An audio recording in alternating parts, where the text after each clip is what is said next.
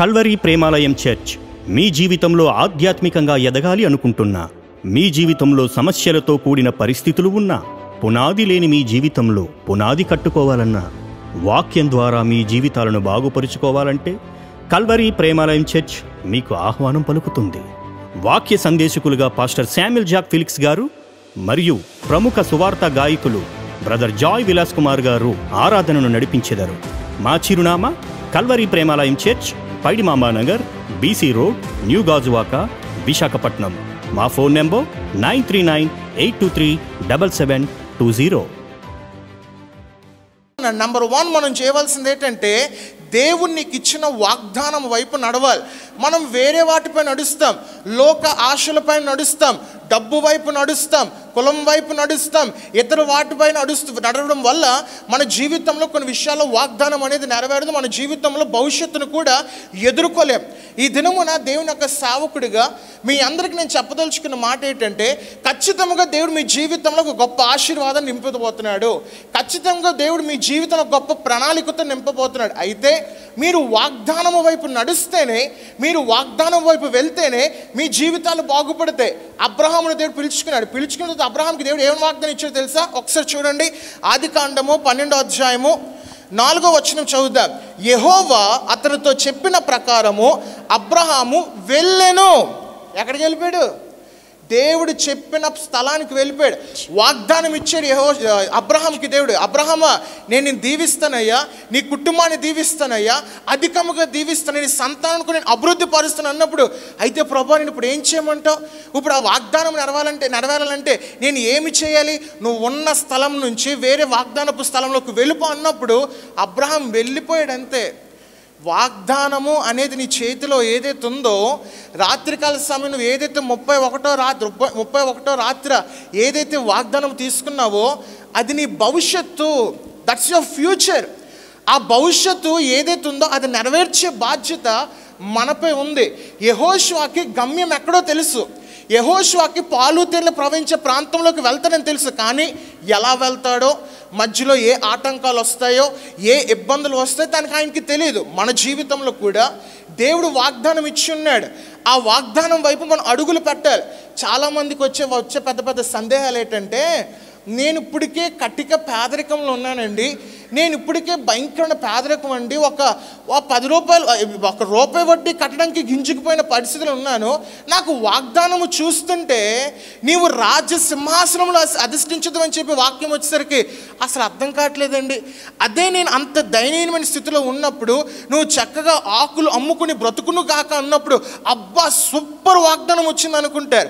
కానీ ఎప్పుడైతే మీకున్న పరిస్థితిలో అంత గొప్ప వాగ్దానం వచ్చినప్పుడు ఇది నెరవేరుతుందా లేదా అని సందేహాలు పడుతున్నారు. గమనించండి, నా దేవుడు ఉన్నతమైన దేవుడు, నా దేవుడు గొప్ప వాటిని సృష్టించిన దేవుడు కనుక ఆయన ఊహలు కూడా, ఆయన ప్రతి ఒక్క ఉద్దేశములు కూడా ఉన్నతముగా ఉంటాయి. కనుక ఈరోజు నీ స్థితి దయనీయముగా ఉండొచ్చు, ఈరోజు నీ స్థితి కఠినమైన పేదరికంలో నడవచ్చు, కానీ దేవుని వైపు అనగా వాగ్దానం వైపును విశ్వాసంతో అడుగులు పెట్టినట్లయితే ఆ వాగ్దానాన్ని దేవుడు నెరవేర్చి నేను ఉన్నతమైన స్థానంలో దేవుడు ఎక్కిచ్చేస్తాడు. హల్లెలూయా. వెళ్ళాలి. ప్రతి ఒక్కరి జీవితంలో కూడా ఈ వాగ్దానాలు అనేది నెరవేరాలి. చాలామంది కూడా చేసే అతిపెద్ద తప్పిదాలు ఏంటంటే, ప్రతిరోజు కూడా వాగ్దానాలు తీసేస్తారు. ప్రతిరోజు కూడా ఏదేదో వాగ్దానాలు తీసేది, ఇది రోజు జరుగునుగాక, అది కొంతమంది మొక్కుబడిగా తీసుకుంటూ ఉంటారు. గమనించండి, వాగ్దానం అనేది దేవుడు మీకు ఏదైతే ఇస్తున్నాడో ఆ వాగ్దానం అనేది చాలా ప్రాముఖ్యం. మీ జీవితాన్ని డిసైడ్ చేసేది. నా జీవితంలో మా అమ్మగారు నాన్నగారు ఎప్పుడైతే దేవుని సన్నిధిలో నిద్రించిన తర్వాత నేను దేవుణ్ణి అడగడం మొదలుపెట్టాను. ఏటి ప్రభా, ఏటి తండ్రి, నా జీవితము పాడైపోవలసిందేనా? నా తమ్ముడి జీవితము పాడైపోవలసిందేనా? ఈ యొక్క మినిస్ట్రీస్ అనగా ఈ క్రైస్ట్ వాయిస్ మినిస్ట్రీస్ అనేవి కూడా మొత్తం ఇంకా విడిచిపెట్టవలసిందే అన్నప్పుడు దేవుడు ఒకటే వాగ్దానం నాతో మాట్లాడుతున్నాడు. యెషయా 41:10లో నువ్వు నా దాసుడువు, నేను ఉపేక్షింపను, నీ ముందర నడుచువాడు యెహోవా అని చెప్పి దేవుడు వాగ్దానం ఇచ్చినప్పుడు ఆ వాగ్దానము పట్టుకొని దాని వైపు అడుగులు పెట్టినప్పుడు ఏ స్థలంలోకి వెళ్ళి వాక్యము చెప్తున్నా నాకు తెలియదు, ఎంతమంది వచ్చి నాతో ప్రార్థన చేయించుకున్నా నాకు తెలియదు. ఎందుకంటే వాగ్దానం ఇచ్చిన దేవుడు నమ్మదగిన వాడు గనుక. హల్లెలూయా. వాగ్దానము అనేది మన జీవితంలో వచ్చిందంటే, వాగ్దానము అనేది జీవితంలో దేవుడు మన కొరకు ఏర్పరిచినప్పుడు ఎట్టి పరిస్థితుల్లో కూడా వేరే వాటిపై ఆలోచించకండి. ఆ వాగ్దానము నెరవేరుతుంది, ఆ వాగ్దానము దేవుడు జరిగిస్తాడు. ఆ వాగ్దానం మీ జీవితంలో ఖచ్చితంగా నెరవేరాలి అంటే నీవు వాగ్దానం వైపు అడుగులు వేయాలి. దాని వైపు నడిస్తేనే నీ భవిష్యత్తును దేవుడు దీవిస్తాడు. మరి ఎంతమంది 2023 సంవత్సరంలో మీకు అప్పుడు వచ్చిన ఆ వాగ్దానం పట్టుకుని బైబిల్లో పట్టుకుని తిరుగుతున్నారు తప్ప దాని వైపు నడిచే వాళ్ళు చాలా తక్కువ మంది ఉంటారు. ఈ యొక్క 2024 సంవత్సరంలో దేవుడు మీకు ఇచ్చిన వాగ్దానం ఏదైతే ఉందో దాని వైపు అడుగులు వేయండి. పాస్టర్ గారు, నాకున్న స్థితికి వచ్చిన వాగ్దానానికి సంబంధం లేదండి, నా స్థితి చూస్తే కఠినమైన పేదరికము, నన్ను ఇచ్చేవాడిగా దేవుడు పడతానని చెప్పి వాగ్దానం ఇచ్చాడంటే హూ నోస్, దేవుని ప్రణాళిక ఎప్పుడు ఎలాగుంటుందో తెలియదు. నేను ఇక్కడ నించుంటానని చెప్పి నా జీవితంలో అనుకోలే, నేను ఎంతమందికి వాక్యము చెప్తానని చెప్పి నా జీవితంలో అనుకోలే. కానీ దేవుడు తగిన సమయంలో అన్నీ కూడా చేసుకుంటూ వస్తాడు కనుక నువ్వు వెయిట్ చేయి, వాగ్దానం వైపు అడుగులు పెట్టు, ఆయన నీ సమస్త కార్యం నెరవేరుస్తాడు. హల్లెలూయా. నెంబర్ 1, మనం భవిష్యత్తుని ఎలా ఎదుర్కోవాలంటే వాగ్దానము వైపు అడుగులు వేయాలి, అనగా దాని వైపు నడవాలి. నెంబర్ 2, యెహోషువకి దేవుడు వాగ్దానం ఇచ్చిన తర్వాత యెహోషువకి ఎప్పుడైతే 6 లక్షల మంది, ఎంతమంది? 6 లక్షల మంది కూడా కాదు, 6 లక్షల మంది పైగా ఇశ్రాయేల్ జనం ఉన్నారు. అందులో అన్యజనులు ఉన్నారు, అనేక మంది పశువులు ఉన్నాయి, చాలా భయంకరం. అంటే మామూలుగా గాజువాక పట్టణంలో అంతమందిని చూస్తుంటే, పొలిటికల్ గ్యాదరింగ్స్ అవుతూ ఉంటే చూడండి పాతగాజువాకలో, ఆ జనం చూస్తే కిక్కిరి బిక్కిరి అయిపోతారు. బాబా ఎంతమంది ఉన్నారేంటి గాజువాకలు అనుకుంటూ ఉంటాం. వాళ్ళందరిని చూసినప్పుడు నేను అనుకుంటాను, మరి 6 లక్షల మంది ఉన్నప్పుడు ఒకే ఒకడు ఎలా నడిపించేశాడు? ఒకే ఒక్క ఈ మోషే తర్వాత యెహోషువ 6 లక్షల మంది ఎలా నడిపించాడు? సరే, మోషే ఉన్నంత కాలము యెహోషువ కూడా చాలా ధైర్యంగా బ్రతికిస్తాడు. మోషే రాత్రి చచ్చిపోయాడు. యెహోషువకి ఏం చేయాలో అర్థం కాలే. భయపడతాడా, భయపడ్డా? గట్టి చెప్పండి. ఎంతమంది ఉన్నారు అక్కడ? 6 లక్షల మంది ఉన్నారు. ఇప్పుడు చూస్తే దేవుడు రాత్రి వాగ్దానం నాకు ఏమని ఇచ్చాడంటే, యెహోషువ నేను ఎంపిక చేసుకున్నాను, నీకు ఇచ్చిన వాగ్దాన దేశానికి అడుగులు వేయి అన్నప్పుడు యెహోషువకు అర్థం కాలేదు. బాబోయ్ ఎలాగుంటుందో, ఏమైపోతుందో, నా బ్రతుకేటో, నా జీవితం ఏంటో అని చెప్పి వణికిపోయాడు. నెంబర్ 2, మన జీవితంలో ఎదుర్కోవాలంటే, రెండోదిగా మనం భవిష్యత్తును ఎదుర్కోవాలంటే రెండోదిగా మనం ఉండవలసిన అతి ప్రాముఖ్యమైన లక్షణం ఏంటంటే నిబ్బరము కలిగి ధైర్యముగా ఉండాలి. హల్లెలూయా. వాక్యం ఒకసారి చూద్దాం. యెహోషువ గ్రంథము 1వ అధ్యాయము 6వ వాక్యం చదవండి. నిన్ను విడువను, నాకెంతో ఇష్టమైన మాట, నిన్ను విడువను, నిన్ను ఎడబాయను, నిబ్బరము కలిగి ధైర్యముగా నుండుము. వారికిచ్చదనని నేను వారి పితరులతో ప్రమాణము చేసిన ఈ దేశమును నిశ్చయముగా నీవు ఈ ప్రజలు స్వాధీనము చేసేదవు. హల్లెలూయా. యెహోషువకి దేవుడు ఒక వాగ్దానం ఏమని ఇచ్చాడంటే, యెహోషువ దేనికయ్యా భయపడుతున్నావు? నిబ్బరము కలిగి ధైర్యముగా నువ్వు అడుగులు ముందుకు వేసుకుంటూ వెళ్ళిపో. ఒక్కసారే చెప్పాడు అనుకున్నాడే యెహోషువ దేవుడికి? దయచేసి ఒకసారి వాక్యం చూసినట్లయితే 6వ అధ్యాయం 6వ వచనంలో చెప్పాడు, 7వ వచనంలో దేవుడు రెండోసారి గుర్తు చేశాడు, 18వ వచనంలో కూడా దేవుడు 3వ కూడా గుర్తు చేసుకుంటూ వెళ్ళిపోయాడు. ఎన్నిసార్లు గుర్తు చేశాడు దేవుడు ధైర్యంగా ఉండమని? 3 సార్లు దేవుడు ఇక్కడ ఎష్యూరెన్స్ ఇస్తున్నాడు యెహోషువకి. యెహోషువ భయపడకు, నిబ్బరముగా ఉండు, ధైర్యముగా ఉండు, నీ పక్షాన నేను ఉన్నాను, నీ పక్షాన నేను కార్యము చేస్తానని చెప్పి యెహోషువకు దేవుడు వాగ్దానం రూపంలో ధైర్యము నింపాడు. ఈ దినమున మీ అందరికీ కూడా చెప్తున్న మాట ఏంటంటే, పరిశుద్ధాత్మ దేవుడు ఈ దినమున మీ అందరికీ చెప్పే ఒక మంచి సందేశం ఏంటంటే, నిబ్బరము కలిగి ధైర్యముగా ముందుకు అడుగులు వేయి, విశ్వాసముతో అడుగులు వేయి. ఎందుకంటే నీ పక్షాన ఉన్నది నిజమైన దేవుడు గనుక. హల్లెలూయా. మనం ఆరాధిస్తున్న దేవుడు నిజమైన దేవుడు, సజీవమైన దేవుడు. He is a living God. అన్ని విషయాల్లో మనల్ని కాచే దేవుడు. రాత్రి నడిదిన వాక్యం మనం ధ్యానించుకున్న రీతిగా గమనించండి. ధైర్యము అనేది ఎప్పుడైతే మనిషి కోల్పోతాడో, ఎప్పుడైతే తన జీవితంలో నిబ్బరము కోల్పోయి ధైర్యమును కోల్పోయి తన జీవితాన్ని కొనసాగిస్తాడో, జీవితంలో ఏది సాధించలేడు. అన్నిట్లోని ఓడిపోతుంటాడు, అన్నిట్లోని అపజయాలు కలుగుతుంటాయి. మిద్యానీయులు అందరూ కూడా అనేక మంది కూడా ఇశ్రాయేల్ జనాన్ని చాలా భయంకరంగా నాశనం చేసేస్తుంటే, వాళ్ళ తోటలన్నీ కూడా వాళ్ళు కబ్జా చేసేస్తుంటే, పిల్లల్ని నాశనం చేస్తున్నారు. ఆడపిల్లల్ని నాశనం చేస్తున్నప్పుడు గిద్యోను మూలకి ధైర్యం కోల్పోయి ఎక్కడికి ఏం చేసుకుంటున్నాడు? గోధుమలు దొల్లగొట్టుకుంటున్నాడు కూర్చుని పక్కన, భయపడిపోతున్నాడు. మిద్యానీయులు వస్తే ఆ మూలకి వెళ్ళిపోయి దాక్కుండిపోయాడు. అలాంటి గిద్యోను, అలాంటి పరిస్థితుల్లో ఉన్న గిద్యోను ఎప్పుడైతే దేవుని దూత ప్రత్యక్షమై గిద్యోన్ పరాక్రమ గల బలాఢ్యుడా అన్నప్పుడు గిద్యోన్లో ఏమి నిండింది? ధైర్యము నిండింది. గిద్యోను తరపున ఎంతమంది ఉన్నారు ఆ దినమున ఇశ్రాయేల్ సైన్యము? ఓన్లీ జస్ట్ 300 మంది. కానీ మిద్యానీయులు అటువైపు ఎంతమంది ఉన్నారు? 170,000 మంది ఉన్నారు. అతి సులువుగా ఈ 300 మంది కూడా వాళ్ళు హతమార్చేశారు. హల్లెలూయా. దేవుడిచ్చే ధైర్యం ఎలాగుంటుందో తెలుసా? అవతల వాళ్ళు ఎంత పెద్దవాళ్ళు అయినప్పటికీ కూడా, అవతల వాళ్ళు ఎంత ఉన్నత స్థానంలో ఉన్నప్పుడు కూడా, దేవుని పక్షాన ఉన్నట్లయితే చాలు, వాళ్ళ స్థానాన్ని సైతము దేవుడు దించగలడు. హల్లెలూయా.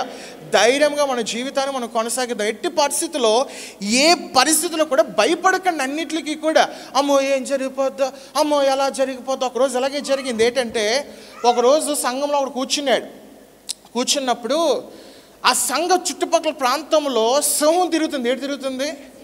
సింహం తెలుసు కదా, ఏంటే నేనే లయన్ తిరుగుతుంటే అందరూ కూడా సంఘంకి రావడం, ప్రార్థన చేసుకుని నెమ్మదిగా భయపడిపోతే అందరూ కూడా వెళ్ళిపోవడం. ఇలా జరుగుతుంటే, ఆరాధన అవుతుంటే సమయంలో ఒక కుర్రవాడు, దాదాపు ఏజ్ జస్ట్ 22 to 20 ఏజ్, 20 నుంచి 22 సంవత్సరాలు ఉంటాయి. ఆ కుర్రవాడు ఆ యొక్క సింహము తోక కోసుకుని వచ్చాడు. ఏ తోక? సింహం తోక పట్టుకుని వచ్చాడు. అందరూ ఆశ్చర్యపోయారు. అబ్బబ్బబ్బబ్బా, ఏం ధైర్యవంతుడురా, ఎలాంటి పరాక్రమ గలవాడురా, సింహం తోక కోసుకుని వచ్చాడు రీడని చెప్పేసి అందరూ కూడా యవనస్తుని మెచ్చడం మొదలుపెట్టాడు, పొగడ్డం మొదలుపెట్టారు, సన్మానాలు చేసేసారు, అది చేశారు, ఇది చేశారు. ఒక తెలివైనడు వచ్చాడు. ఒరే, సింహం తోక కోసావు సరే, అదేదో కోసేదో పీక కోసేస్తే మొత్తం పీడ విరిగిపోద్ది కదా అంటే, ఆల్రెడీ ఎవడో కోసేసాడు. సో కోసేసిన దాన్నే ఆ తోక కట్ చేసుకుని తీసుకొస్తాడట.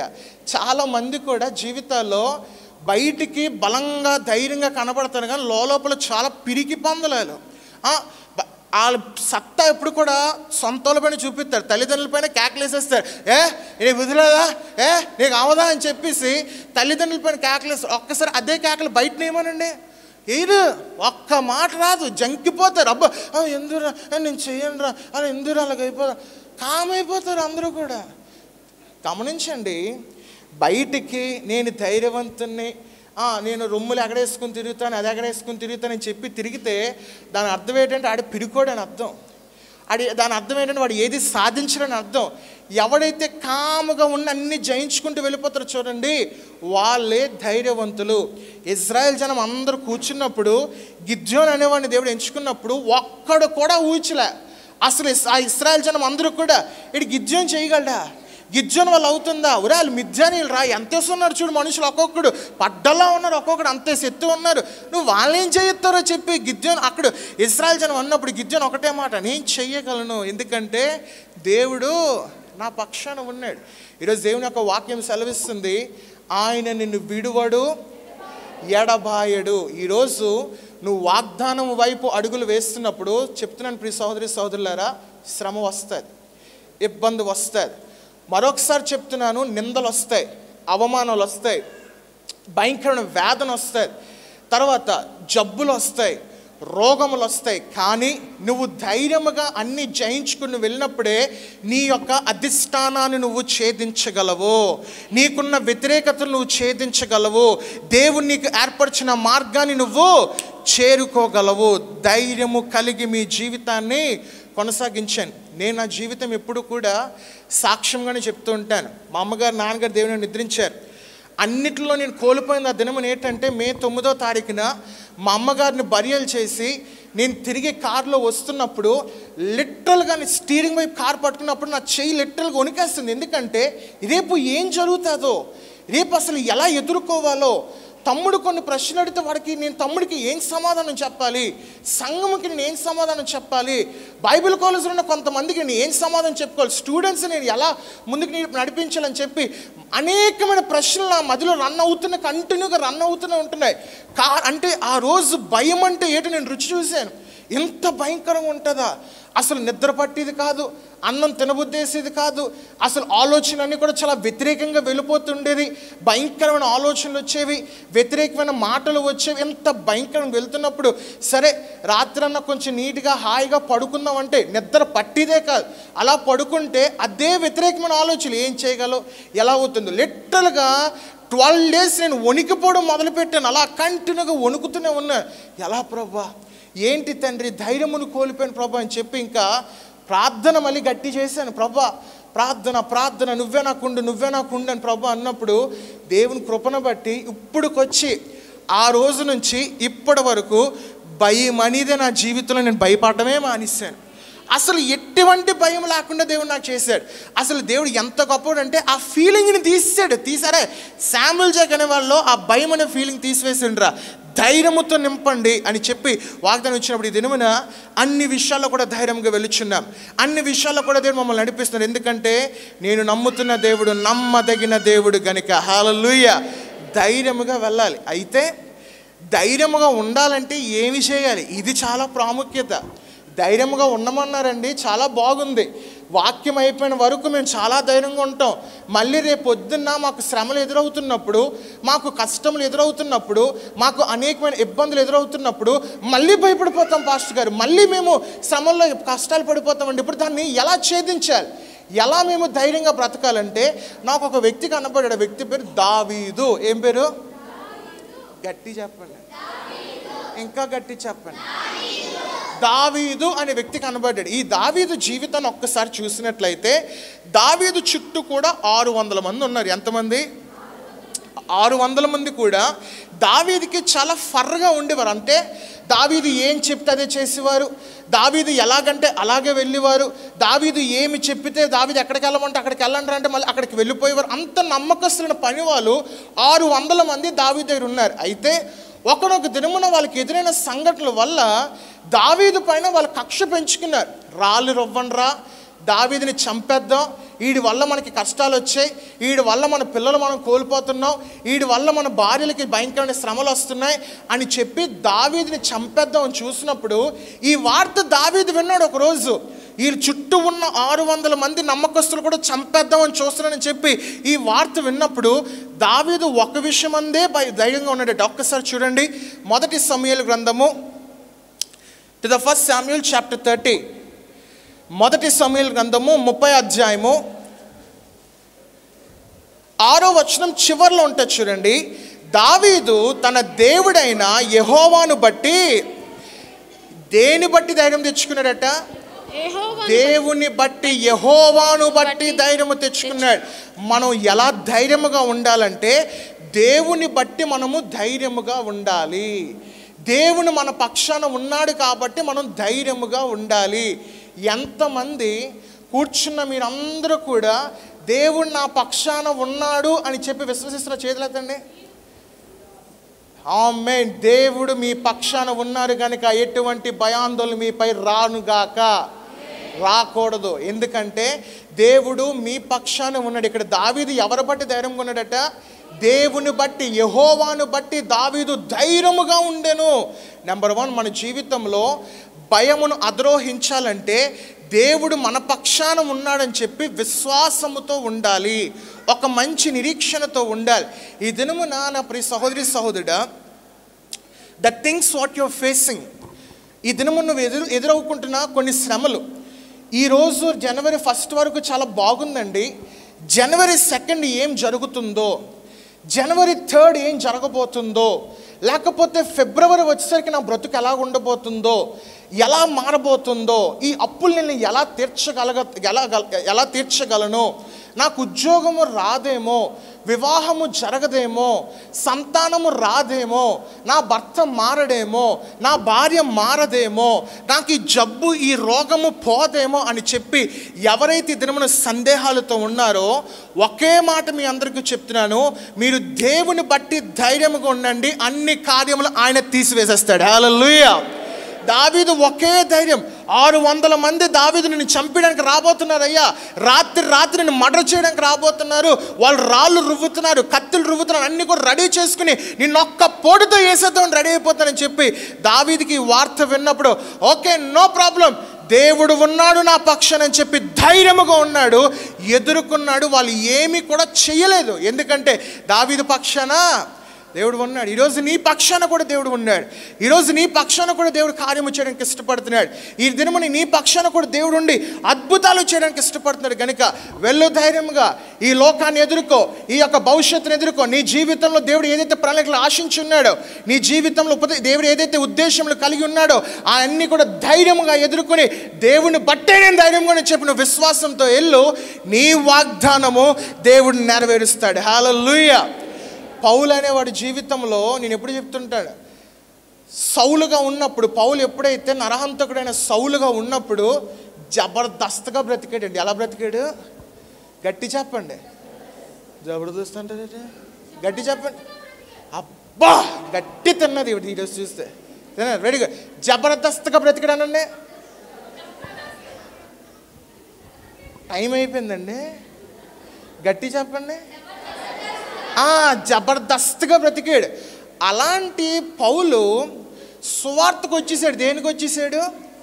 యేసు ప్రభు కోసం కష్టపడదాం, వీధికి వెళ్ళి ప్యాంప్లెట్లు పంచేద్దాం, వీధికి వెళ్ళి సువార్తను ప్రకటిద్దాం అన్నప్పుడు ఈ సౌలు ఎప్పుడైతే మారిపోయాడో, దర్శనమును పొందిన తర్వాత అనేక మంది కూడా సౌలును అనగా ఈ పౌలును కొడదామని చూడలేదట, చంపేద్దామని చూశారు, భయంకరంగా వేదన పడదామని చూపించారు, అనేకమైన ఇబ్బందులు పడదామని చూశారు. అలాంటి పౌలును ఒకరోజు ఒక పెద్ద వ్యక్తి వచ్చి ఇంటర్వ్యూ చేశారు. ఏమయ్యా ఎన్ని ఆటుపోట్లు తిన్నావు, కొట్టడానికి చూశారు, చంపేయడానికి చూశారు, నువ్వు వెళ్తున్న ఓడలేమంచి కన్నాలు పడిపోతున్నాయి, నువ్వు ఎక్కడికి వెళ్తున్నా నాకు రాళ్ళతో కొట్టేస్తున్నారు, అయినా ఎలా చేయగలుగుతున్నావు ఇవన్నీ?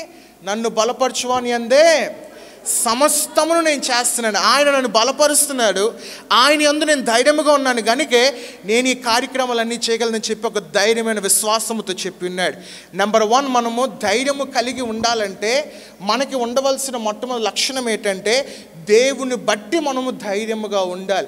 నెంబర్ 2, మనం ఎలా ధైర్యముగా ఉండాలంటే దేవుని వాక్యానుసారముగా నడవాలి. తెరవండి బైబిల్స్ అందరూ కూడా యెహోషువ గ్రంథము 1వ అధ్యాయము, యెహోషువ గ్రంథము 1వ అధ్యాయము 7వ వాక్యం చదవండి. అయితే నీవు నిబ్బరము కలిగి జాగ్రత్త బహుధైర్యముగా నుండి నా సేవకుడైన, ఇక్కడ నుంచి గమనించండి, నా సేవకుడైన మోషే నీకు ఆజ్ఞాపించిన ధర్మశాస్త్రం అంతటి చెప్పున చేయవలెను. చాలు. ఇక్కడ దేని బట్టి చేయమంటున్నాడు? ధర్మశాస్త్రము అనగా వాక్య ప్రకారముగా నడుచుకో. ఆ దినమున మోషే చేత నేను ఏదైతే ధర్మశాస్త్రాన్ని సృష్టించానో దాని ప్రకారంగా నడువు, అది ఏమి చెప్పితే చేయని చెప్పి ఇక్కడ యెహోషువకు దేవుడు వాగ్దానం ఇచ్చాడు. యెహోషువకు దేవుడు అనేకమైన సార్లు ధైర్యముతో పాటు, యెహోషువ నీకు ధైర్యము కావాలంటే నువ్వు ఈ ధర్మశాస్త్రాన్ని చదువు, నీకు ఖచ్చితంగా ధైర్యం వస్తుందని చెప్పి ఇక్కడ దేవాది దేవుడు ఆజ్ఞ ఇచ్చున్నాడు. గమనించండి, ఎంతమందికి బైబిల్ చదివే అలవాట్లు ఉన్నదో నాకైతే తెలియదు, కానీ ఎంతమందికి దేవుని గ్రంథాన్ని చక్కగా ప్రతిరోజు కూడా ఒక గంట సేపు అన్న, ఒక అరగంట సేపు అన్న, అట్లీస్ట్ ఒక 15 మినిట్స్ అన్న, ఒక పావు గంట అన్న చదివే అలవాటు ఎవరికి ఉందో నాకైతే తెలియదు, కానీ నేను దాదాపు ఒక ప్రతిరోజు కూడా 2 నుంచి ఆ గంట పైన నేను చదువుతుంటాను. ఆ వాక్యం అండి ఎంతగా నన్ను బలపరుస్తుందంటే, ఆ వాక్యము ఎంతగా నాతో మాట్లాడుతుందంటే, ఈ దినమున దేవుని కృపను బట్టి నేను నా కుటుంబం ముందుకు అడుగులు వేయగలుగుతున్నామంటే the only because of word of God, దేవుని యొక్క వాక్యము మేము చదువుతున్నాము గనుక అడుగులు ముందుకు వేయగలుగుతున్నాం, ధైర్యంగా ఉండగలుగుతున్నాం.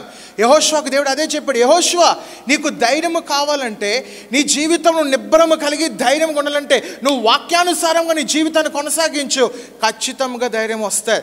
ఈ 2024 సంవత్సరంలో నువ్వు అనేకమైన పనులు చేద్దాం అనుకుంటున్నావు, జిమ్కి వెళ్దాం అనుకుంటున్నావు, న్యూ రెజల్యూషన్స్ పెట్టుకుంటారు చాలామంది కూడా. ఎక్కడి నుంచి నేను అబద్ధాలు ఆడకూడదు, ఎక్కడి నుంచి నేను మోసాలు చేయకూడదు, అప్పనిదే ఈ సంవత్సరం నేను చేయకూడదు అని చెప్పి అందరూ కొత్త నిర్ణయాలు పెట్టుకుంటారు.